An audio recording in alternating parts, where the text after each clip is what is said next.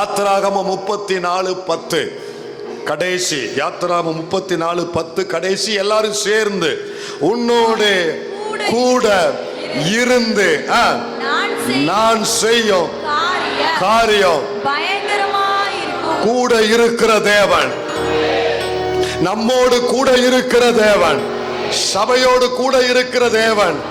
அவர் ஏன் நம்மோடு இருக்கிறார்? போன வாரம் ஆண்டவர் நமக்கு சொன்னார் அவர் ஏன் நம்மோடு இருக்கிறார். கவனிங்க, எனக்கு கொடுக்கப்பட்ட வாக்குத்தத்தத்தை நிறைவேற்றும்படி ஒவ்வொரு தேவ பிள்ளைகளுக்கும் தேவன் சில வாக்குத்தத்தங்களை கொடுத்திருக்கிறார். அன்றைக்கு யாக்கோப்புக்கு ஆண்டவர் சொன்னார், நான் உன்னோடு கூட இருந்து நீ போகிற இடத்துலலாம் உன்னை காத்து உன்னை பாதுகாத்து உன் தகப்பன் வீட்டுக்கு திரும்ப பண்ணுவேன். நான் உனக்கு சொன்னதை ஆமென் சொல்றீங்களா? அப்ப யாக்கோப்புக்கு என்ன சொன்னா, உன் கூட இருப்பேன். ஏன் இருப்பேன்? உனக்கு சொன்னதை செய்வதற்காக உன் கூட இருப்பேன். இந்த சபையோடு கர்த்தர் இருக்கிறார். விசுவாசத்தோடு வார்த்தையை எதிர்பார்த்து வந்திருக்கிற தேவ பிள்ளையே, உன்னோடு கர்த்தர் இருக்கிறார். ஏன் இருக்கிறார்? உனக்கு சொன்னதை நிறைவேற்றுவதற்காக கர்த்தர் இருக்கிறார். ஆண்டவர் எது வரைக்கும் கூட இருப்பார் தெரியுமா? அவர் நம்ம கூட எது வரைக்கும் இருக்காரு? முடிவு பரியந்தம், கடைசி வரைக்கும். எங்களுக்கு கடைசி வரைக்கும் மட்டுமல்ல, நித்திய அடைக்கலமான தேவன் இவர். அப்போ இந்த தேவன் என்றென்றும் உள்ள சதா காலங்களிலும் நம்முடைய தேவன், மரண பரியந்தமோ நம்மை நடத்துவார். இந்த அநாதி தேவன் நமக்கு அடைக்கலமானவர். Eternal God. நேற்று தோன்றி இன்று இருந்து நாளை மறைகிறவர் அல்ல, இருந்தவர், இருக்கிறவர், வருகிறவர், சதா காலங்களிலும் நமக்கு துணை நிற்கிற கர்த்தர். நம்பினவர்கள் உன்னை நட்டாற்றில் விட்டிருக்கலாம், உன்னை நடுத்தெருவுக்கு கொண்டு வந்திருக்கலாம், அல்லது கை கழுவிட்டு போயிருக்கலாம். உன்னை கரம் பிடித்த இந்த கர்த்தர் கடைசி வரைக்கும் இந்த பிள்ளைக்கு துணை நிற்கிற தேவன். என் அனுபவத்தில் சொல்றேன், மனிதன் உன்னை நிச்சயம் கைவிடுவான், தேவன் உன்னை ஒருபோதும் கைவிட மாட்டான். எல்லாம் கவனிங்க, தேவனாலே எல்லாம். ஆனா நான் சொல்லுவேன், ஒரே ஒரு காரியம், தேவனால எல்லாம் கூடும், எல்லாம் முடியும். ஆனா தேவனால ஒரே ஒரு காரியம் மட்டும் முடியவே முடியாது. அவரையே நம்பி இருக்கிற ஒரு மனிதனை கைவிடுவதற்கு அவரால் ஒருபோதும் முடியவே முடியாது. அல்லேலூயா, ஆமென் சொல்றீங்களா? கவனிங்க, இப்ப ஆண்டவர் நம்மோடு கூட இருக்கிறேன். ஏன் இருக்கிறார்? வாக்கை நிறைவேற்ற. 28:20 மத்தேயு எழுதின சுவிசேஷம் 28:20 வா வேகமா. மத்தேயு 28:20 வேகமா வாசி கடைசி வசனத்தை. இதோ உலகத்தின் முடிவு பரியந்தம் சகல நாட்களிலும் 18 வா. அப்பொழுது இயேசு சமீபத்தில் வந்து அவர்களை நோக்கி, வானத்திலும் பூமியிலும். அடுத்த வசனத்துக்கு வந்துரு, 19க்கு வந்துரு. ஆகையால் நீங்கள் புறப்பட்டு போய் சகல ஜாதிகளையும் சீஷராக்கி பிதா குமாரன் பரிசுத்தாவியின் நாமத்திலே அவர்களுக்கு ஞானஸ்தானம் கொடுத்து. இத சொல்லிட்டு அடுத்து இயேசு என்ன சொல்றார் பாருங்க. நான் உங்களுக்கு கட்டளையிட்ட யாவையும் அவர்கள் கைக்கொள்ளும்படி அவர்களுக்கு உபதேசம் பண்ணுங்கள். இதோ உலகத்தின் முடிவு பரியந்தம் சகல நாட்களிலும் நான் உங்களுடனே கூட இருக்கிறேன் என்றார். கவனிங்க, 19 வசனத்துல தேவன் அவர்களுக்கு இந்த கிரேட் கமிஷன் என்று அழைக்கப்படுகிற பிரதான கட்டளை ஆண்டவர் கொடுக்கிறார். இதுதான் இயேசு பரமேறும் பொழுது அவர்களுக்கு கடைசியா சொன்ன வார்த்தை. இது முக்கியத்துவம் வாய்ந்தது. ஏனென்றால் இயேசு இந்த பூமியை விட்டு அவர் பரமேறி செல்லும் பொழுது சொன்ன கடைசி வார்த்தை. அந்த கடைசி வார்த்தையில இயேசு அவர்களுக்கு ஒரு பிரதான முக்கியமான ஒரு கட்டளை ஆண்டவர் கொடுத்திருக்கிறாரு. 19 பாருங்க, எல்லாரும் 19 கவனிங்க. ஆகையால் நீங்கள் புறப்பட்டு போய் பிதா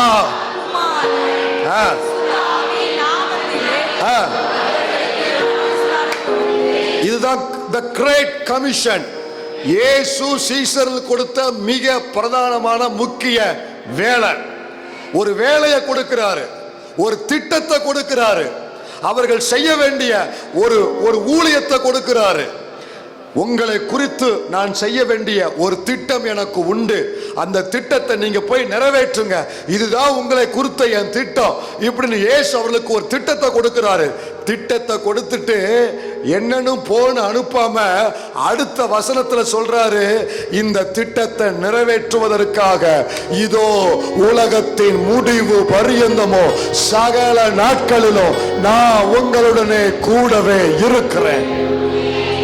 அப்ப கூட இருக்கிற தேவன் ஏன் அவர் கூட இருக்கிறார்? அவர் கூட இருப்பதின் முகாந்திரம் என்ன? கூட இருப்பதனுடைய நோக்கம் என்னன்னா, என் கூட சேர்ந்து சொல்லுங்க, என்னை குறித்த அவருடைய திட்டத்தை நிறைவேற்றுவதற்காக என் கூட இருக்கிறார். ஒன்னு, வாக்கை நிறைவேற்ற கூட இருக்கிறார். ரெண்டு, திட்டத்தை நிறைவேற்ற கூட இருக்கிறார். நீ தற்செயலாய் பிறக்கவில்லை தேவ பிள்ளையே. இங்க இருக்கிற கீழே இருக்கிற சின்ன பிள்ளைகள்ல, சண்டே ஸ்கூல் பிள்ளைகள் இருந்து மேல இருக்கிற வாலிபர்கள், பெரியோர்கள், இங்க இருக்கிற என் முதற்கொண்டு அத்தனை பேர் மேலையும் பிறப்பதற்கு முன்பதாகவே தேவன் ஒரு திட்டத்தை நம் தலையின் மேல் எழுதி வைத்திருக்கிறார். இதை விசுவாசிக்க மாட்டோம். சிலர்லாம் பார்த்தா என் பிரசங்கம் கீழே போயிருது, அப்படியா பாஸ்டர் அப்படிங்கிற மாதிரி இருக்கிறீங்க. தேவப்பிள்ளை நீங்க சொல்லுவீங்களே, எல்லாம் என் தலை எழுத்துன்னு இப்ப டீச்சண்டா சொல்றீங்க, அப்ப என்ன சொல்லுவாங்க, இன்னும் கலவைக்கெல்லாம் பேசுவாங்க, என் தலை விதி, என் தலை விதி என் தலையில எழுதி இருக்கு. அதத்தான் நான் சொல்றேன், உன் தலையில உண்மையிலேயே எழுதி இருக்காரு. என்ன எழுதி இருக்க? நீ புலம்புற மாதிரி இந்த சாபத்தை கர்த்தர் எழுதவில்லை. உன்னை குறித்த பரம திட்டம் ஒன்று, உன்னை கொண்டு செய்ய வேண்டிய ஒரு திட்டத்தை கர்த்தர் எழுதி இருக்கிறார். தேவ பிள்ளையே, நீங்க என்ன நிலைமையில இருந்தாலும் சரி, உங்களை கொண்டு அவருக்கு ஏதோ ஒரு காரியம் ஆக வேண்டி இருக்கு. ஒண்ணு தெரியுமா, நீங்க இருக்கிறதுல வயதான ஆளா இருந்தாலும் பரவாயில்ல, உங்களை கொண்டு அவர் ஏதோ ஒன்று செய்ய வேண்டியது இருக்கு. உங்களுக்கு கொடுக்கிற ஆசீர்வாதம், உங்களுக்கு கொடுக்கிற உயர்வு, உங்களுக்கு கொடுக்கிற மேன்மைகள், இவைகள் அனைத்தும் நீங்கள் அனுபவிப்பதற்காக மட்டும் அல்ல. படிக்கிற பிள்ளைங்க, ரிசல்ட் வந்த பிள்ளைகளுக்காக கர்த்தருக்கு ஸ்தோத்திரம். நான் கண்டுகொண்ட ஒரு உண்மை என்ன தெரியுமா, தேவனுக்கு ஒருத்தர் முதலிடம் கொடுத்தா போதும், அவன் வாழ்க்கையில அவனையும் கர்த்தர் முதலிடத்தை கொண்டு வருவாரு. நல்லா படிக்கணும். அதுல நான் ஒருபோதும் உங்களை குறைச்சு பேசல. பெற்றோர்கள் அதுல உங்க கடமையை செய்யுங்க, அதுல ஒருபோதும் நான் அதை மட்டுப்படுத்தி பேசல. ஆனா எல்லாவற்றை விட ஒரு மனிதன் கர்த்தருக்கு முதலிடம் கொடுப்பான் என்றால் அவனை எங்க வைப்பார்னு எனக்கு தெரியும். நான் அனுபவிச்சுக்கிறேன், நான் கண்ணால பார்த்து இருக்கிறேன். நம்ம தேவ பிள்ளைங்க, இந்த சபை மக்கள் உங்களை ஒரு நல்ல ஸ்தானத்துக்கு கொண்டு வரும் பொழுது நீங்க அறிய வேண்டிய ஒரு உண்மை என்ன தெரியுமா, ஆண்டவரே என்னை உயர்த்துவது மட்டும் உம்முடைய நோக்கம் அல்ல, இந்த உயர்வில் வைத்து உம்முடைய ராஜ்யத்திற்கென்று என்னை கொண்டு ஏதோ ஒன்றை செய்ய நீங்க விரும்புறீங்க, அதை செய்வதற்கு என்னை அர்ப்பணிக்கிறேன். ஒவ்வொருவர் மேலும் தேவ திட்டம் இருக்கு. ஆசீர்வாதத்தை வாங்கிட்டு தேவனை ஏமாத்திட்டு போயிடாத. இளம் பிள்ளைகளுக்கு சொல்றேன், வாலிப பிள்ளைகளுக்கு சொல்றேன், படிக்கிற பிள்ளைகளுக்கு சொல்றேன், வேலை பார்க்கிற பிள்ளைகளுக்கு சொல்றேன், உன்மேல் உன் தாய் வைத்த திட்டத்தை விட, உன் தகப்பன் வைத்த திட்டத்தை விட உன்னை உருவாக்கின தேவன் உன்மேல் ஒரு திட்டம் வைத்திருக்கிறார். அதற்காகவே உனக்கு ஒரு உயர்வை கொடுத்திருக்கிறார், கொடுக்க போகிறார். அந்த உயர்வுக்கு போன பின்பு நான் என்னப்பா செய்ய சித்தமா இருக்கிறேங்க, என்னை கொண்டு நீங்க என்ன செய்ய போறீங்க, உமக்கு நான் என்ன செய்ய வேண்டும், ஆண்டவரை பார்த்து கேளுங்க, சொல்லுவாரு. தவறாம அதை செய்யுங்க. அந்த உயர்வுக்கு அடுத்து இன்னும் ஒரு உயர்வு வரும். நீங்க வேதத்தை நல்லா படிங்க. தானியேல் புஸ்தகத்தை நல்லா, இப்ப யாரும் எடுக்க வேண்டாம், தானியேல் தீர்க்கதரிசன புஸ்தகத்தை நல்லா படிங்க. முதல் அதிகாரத்தில் அவன் யார் தெரியுமா, அடிமை. 2வது அதிகாரத்தில் யார் தெரியுமா, ஒரு ஒரு ஒரு ஒரு ஒரு குறிப்பிட்ட பீப்புளுக்கு மட்டும் அவன் ஒரு மேன்மையான ஸ்தானத்துக்கு வருவான். 3ஆம் அதிகாரத்தில் இன்னும் ஒரு மேன்மையான ஸ்தானத்துக்கு வருவான். 6ஆம் அதிகாரத்துக்கு வந்தீங்கன்னா ராஜாவுக்கு கீழே 2வது ஸ்தானத்துல 3 நபர்களில் ஒருவனாய் கர்த்தர் அவனை வைத்திருந்தார். ஏன் தெரியுமா? முதல் அதிகாரத்துல ஒரு சின்ன உயர்வுல அதுல தேவனுக்கு என்ன செய்யணுமோ அவன் செஞ்சான். 2ஆம் அதிகாரத்துல அதுக்கு அடுத்த உயர்வுல அதுல தேவனுக்கு என்ன செய்யணுமோ அதை செஞ்சான். அதை செய்தவனுக்கு கர்த்தர் அவனை அங்கேயே வைக்கவில்லை. வர வர விருத்தி அடைந்தான், மேன்மையானவைகளை கண்டா. இந்த சபை பிள்ளைகள் குடும்பங்களை இருக்கிற நிலைமையிலே கர்த்தர் உங்களை வைக்க விரும்பவில்லை, நானும் விரும்பவில்லை. நீங்களும் அடுத்த கட்டத்துக்கு போக வேண்டும் என்பது தேவ சித்தம். என்னுடைய ஜெபம், கர்த்தர் உங்களை கொண்டு போவார். நல்லா கவனிங்க, நிமிர்ந்து பாருங்க. வேற ஊருக்கு போய் அல்ல, அந்த பிளானை நீ மாத்திரு, அதை குப்பை தொட்டில் போட்டு கொளுத்திரு. வேற ஊருக்கு போகணும், வேற ஊருக்கு போய் தானியேல் எந்த பாபிலோனுக்கு அடிமையாய் கொண்டு போகப்பட்டானோ அதே அடிமையாய் கொண்டு போகப்பட்ட அந்த பாபிலோன்ல தேவன் ராஜாவுக்கு அடுத்த ஸ்தானம். நீ எங்க அவமானப்பட்டாயோ, எந்த இடத்துல கண்ணீர் சிந்திட்டு நீ கடந்து வந்தாயோ, எங்க பதில் சொல்ல முடியாம வாய் அடைத்து போய் நின்றாயோ, அதே இடத்துல உன்னை குறித்த தேவ திட்டம் நிறைவேற்றப்படும். அதற்கான உயர்வை தேவன் உனக்கு கொண்டு வருவார். அந்த உயர்வுல நின்று அவர் சித்தத்தை செய்து முடி. அல்லேலூயா. அவர் திட்டத்தை நிறைவேற்றுவதற்காக உன் கூட இருக்கிறாருமா, உன் பிள்ளை கூட இருக்கிறாரியா, நம்ம கூட கர்த்தர் இருக்கிறாரியா. அந்த சீசர்கள்ல கூட ஆண்டவர் சொன்னாரு, சீசர்ல பார்த்து சொன்னாரு, உலகத்தின் முடிவு பரியந்தமும் சகல நாட்களிலும். என்ன பாருங்களேன், இந்த சீசர்கள் யார் நினைக்கிறீங்க? ஒருத்தன் ஆர்டிஓ, ஒருத்தன் டிஆர்ஓ, ஒருத்தன் கலெக்டர். அப்படியா? பியூனுக்கு கூட லாய்க்கல அவனுங்க. இன்னும் சொல்ல போனா இந்த 11 பேரும் தோற்று போனவர்கள். சொல்லுங்க, யாருங்க? தோற்று போனவர்கள். அவர்களுடைய வாழ்க்கையிலையும் அவர்களுடைய துறையிலையும் தோற்று போனவர்கள். தோற்று போனவங்களை பார்த்து கர்த்தர் சொல்றாரு, உன்னை குறித்து நிறைவேற்ற வேண்டிய ஒரு திட்டம் எனக்கு இருக்கு. இந்த ஆலயத்தில் இந்த முதல் ஆராதனைல யாருன்னு தெரியல, யாரோ சில வாழ்க்கையில தோற்று போய் நீ உட்கார்ந்துருக்க. உன்னுடைய துறையில எது உனக்கு மிகவும் நேர்த்தியா இருந்ததோ அதுல தோற்று போயிருந்திருக்க. வாழ்க்கையில சில தோற்று போயிருக்கிறீங்க, சிலர் உங்களுடைய தொழில தோற்று போயிருக்கிறீங்க, சில பிள்ளைங்க படிப்புல தோற்று போயிருக்கிறீங்க. தோற்று போய் இங்க வந்து உட்கார்ந்துருக்க, முடிவுரை எழுதுவதற்காக காத்திருக்க. என் கர்த்தர் இப்ப உனக்கு ஒரு முகவரியை கொடுக்கிறாரு. தோற்று போன உன்னை கொண்டு செய்வதற்கு எனக்கு ஒரு திட்டம் உண்டு. உன்னை கொண்டு செய்ய வேண்டிய ஒரு திட்டம் உண்டு. தோற்று போன உன் குடும்பத்தை கொண்டு நிறைவேற்ற வேண்டிய ஒரு திட்டம் தேவனுக்கு உண்டு. தோற்று போன உன் பிள்ளையை கொண்டு தேவன் செய்ய வேண்டிய ஒரு திட்டம் உண்டு. அல்லேலூயா. தோற்று போன, வெக்கப்பட்டு போன, தலை குனிஞ்சு போன உன்னை உன் குடும்பத்தை கொண்டு தேவனுக்கு ஒரு திட்டம் இருக்குது. எத்தனை பேர் விரும்புறீங்க? ஆமென் சொல்றீங்களா? யாத்திராகமத்தின் புஸ்தகம் 3ஆம் அதிகாரம் 12ஆம் வசனம், அதை மட்டும் வாசிங்க வேகமா. யாத்திராகமம் 3:12. இங்க ஒரு மனுஷன் இருக்கான், இவன் தோற்று போய் நாட்டை விட்டு ஓடி வந்தவன்.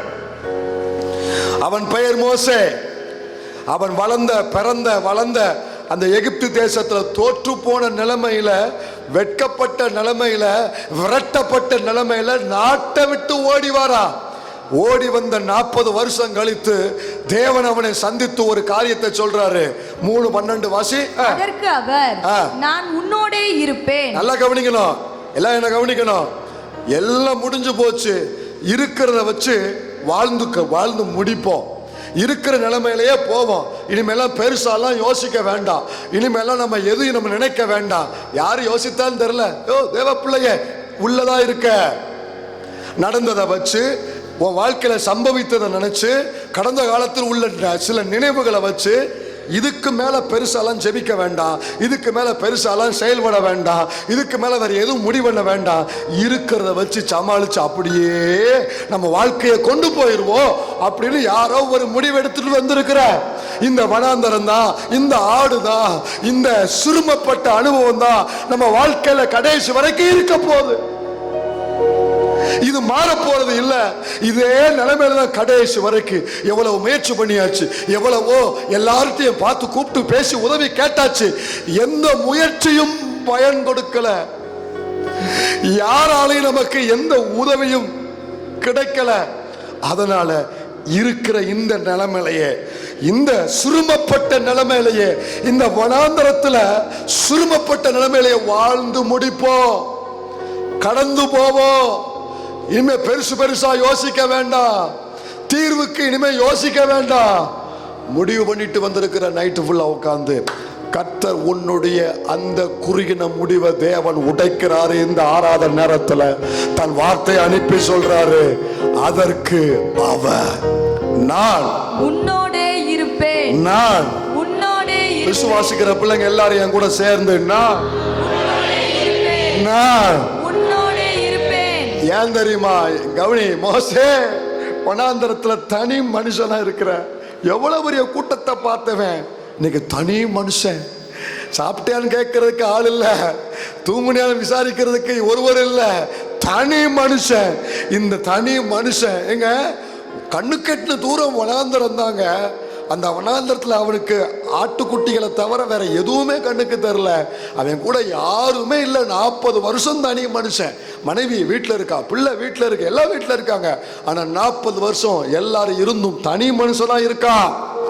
அவனை பார்த்து கர்த்தர் சொல்ற முதல் வார்த்தை என்ன தெரியுமா? நான் உன்னோடே இருப்பேன். உன் கையை பிடிச்சு கர்த்தர் சொல்ற முதல் வார்த்தை என்ன தெரியுமா? நான் உன்னோடே இருப்பேன். வனாந்தரத்தில் இருக்கிற உன்னை பார்த்து கர்த்தர் சொல்ற வார்த்தை என்ன தெரியுமா? நான் உன்னோடே இருப்பேன். சிறுமப்பட்ட உன்னை பார்த்து கர்த்தர் சொல்ற வார்த்தை என்ன தெரியுமா? நான் உன்னோடே இருப்பேன். இதுதான் என் வாழ்க்கையின் முடிவு, இனி வேற ஒரு விடுவு இல்ல அப்படின்னு நினைக்கிற உன்னை பார்த்து கர்த்தர் சொல்ற முதல் வார்த்தை நான். உன்னோடே இருப்பேன். விசுவாசிக்கிற தேவ பிள்ளை உள்ள இருந்தா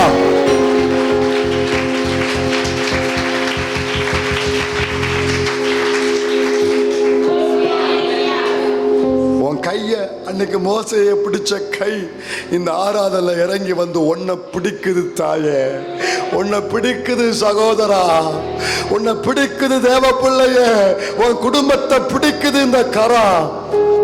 நான் உன்னோட இருப்பேன். என்னடா எல்லாம் முடிஞ்சு நினைச்சிட்டியா? ஏய், உன்னை வெளியே கொண்டு வர நாம் பட்ட பாடு இருக்கு பார்த்தியா? வயிற்றுக்குள்ள இருந்த உன்னை வெளியே வரவிடாதபடிக்கு எத்தனை போராட்டம் உனக்கு வரமா வந்துச்சு தெரியுமா? கருவா இருக்கும் பொழுது உன்னை வெளியே கொண்டு வர முடியாம, பிறந்ததுக்கு அப்புறமும் உன்னை உயிரை பாதுகாக்க முடியும், எத்தனை பிரச்சனை உனக்கு வரமா வந்துச்சு. அத்தனை பிரச்சனையிலே நான் உன்னை பாதுகாத்திருக்கிறேன். இங்க இருக்கிற உன்னோடு கர்த்தர் பேசுறா. உனக்கு தெரிஞ்சு வந்த பிரச்சனை வெறும் 5, தெரியாம உன்னை சுத்தி சுத்தி வந்தது 5000க்கும் மேல. அனைத்திலும் அப்பா உன் கூட இருந்து உன்னை பாதுகாத்து கொண்டு வந்திருக்கிறார்னா இந்த வனாந்தரத்துல தனியா போடுவதற்கு அல்ல, சிறுமப்பட்டு வாழ்ந்து முடிப்பதற்கு அல்ல. வயிற்றுக்குள்ள நீ இருக்கும் பொழுது பரத்துல தேவன் என்ன தீர்மானித்தாரோ அதை நிறைவேற்றுவதற்கான காலம் வந்துருச்சு. இப்போ அதை செய்வதற்கான நேரம் வந்துருச்சு. இப்போ ஆபிரகாமுக்கு நான் கொடுத்த வாக்கு நிறைவேற்றக்கூடிய காலம் வந்துருச்சு. உன்னை தாயின் கருவுல உள்ள வச்சிருக்கும் பொழுது, உன்னை சுத்தியும் மரண கண்ணிகள் விரிக்கப்பட்டிருந்த பொழுது, உன்னை குறித்து தேவன் போட்டிருக்க ஒரு திட்டம் இருக்குல்ல, அதை நிறைவேற்றுவதற்கான காலம் வந்துருச்சு. இது வரைக்கும் அதுக்காக உன்னை உருவாக்குனேன், இப்ப அதுக்கான காலம் வந்துருச்சு. உன்னை குறித்த என் திட்டத்தை நான் நிறைவேற்ற துவங்க போறேன். அதுக்காக நான்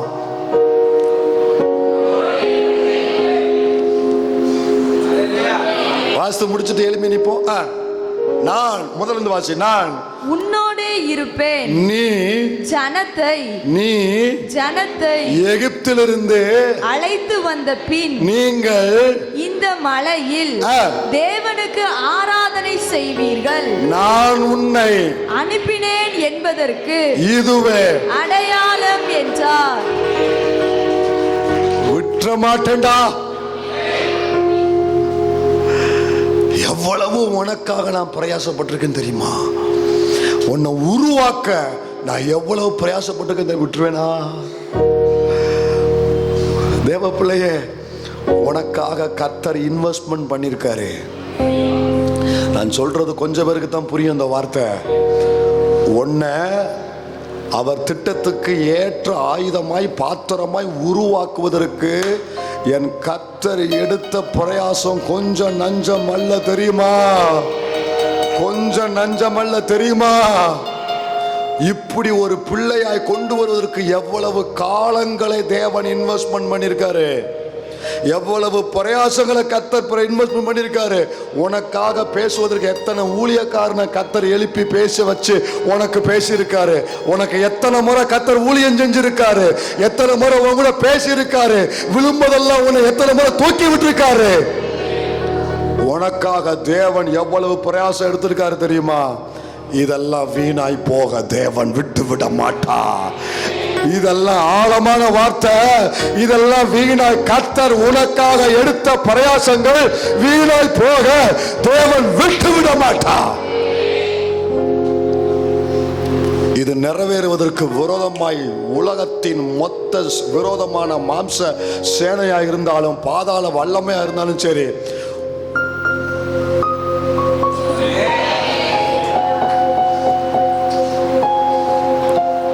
தலையில் உள்ள ஒரு முடிய கூட அந்த பாதாள வல்லமையால் அசைக்க முடியாது.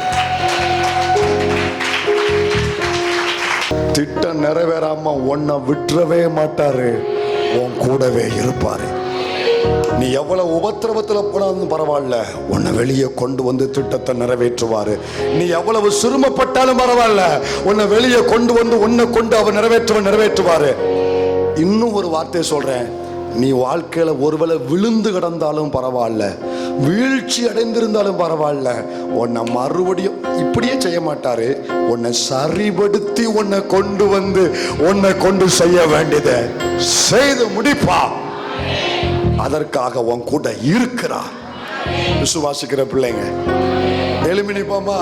நீர் இல்லாம நான் வாழ என் கூடவே இரும். ஓ இயேசுவே, நீர் இல்லாம நான் வாழ முடியாது. என் பக்கத்திலே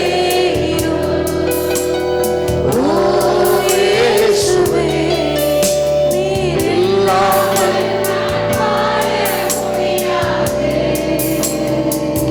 நீர் இல்லாம நான் வாழ முடியாது. நீர் இல்லாம நான் வாழ முடியாது. இருளான வாழ்க்கையில் வெளிச்சமானீரே, உயிரற்ற வாழ்க்கையில் ஜீவனானீரே.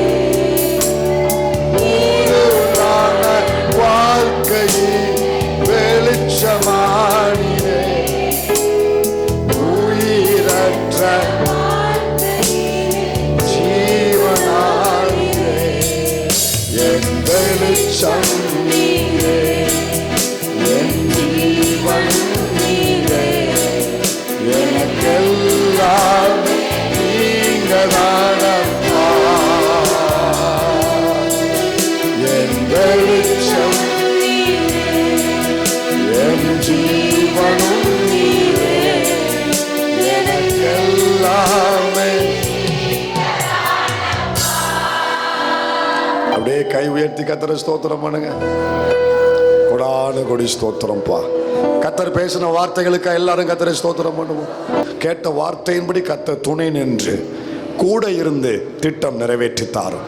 மகிமைப்படும் இயேசுவின் நாமத்தில் பிதாவே.